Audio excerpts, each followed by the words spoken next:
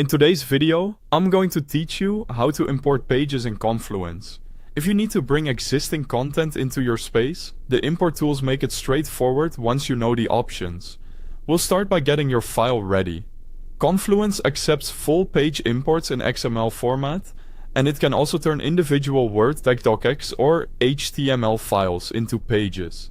Before you upload anything, open your document and clean it up.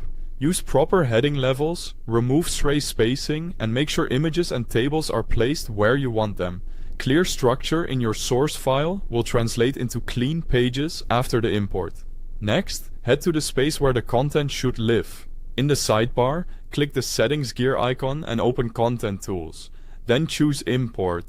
You'll need space admin permissions to see and use these options, so if the Import tab isn't visible, ask an admin to grant you access.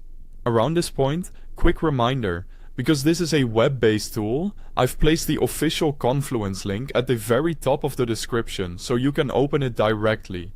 Now choose the import type that matches your content. Select XML import for full backups or pages that were previously exported from Confluence.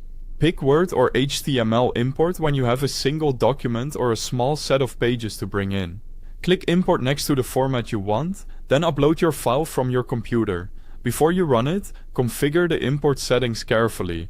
For XML, choose the parent page where the imported pages should appear so the hierarchy lands in the right spot.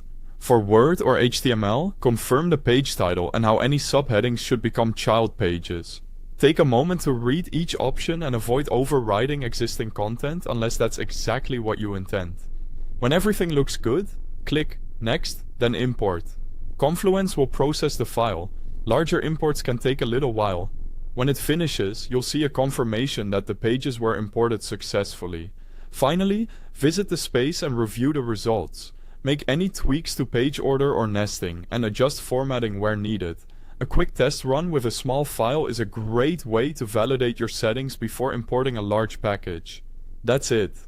You've learned how to import pages into Confluence from XML, Word, or HTML and place them exactly where they belong. If this helped, feel free to share it, and I'll see you in the next one. Thanks for watching.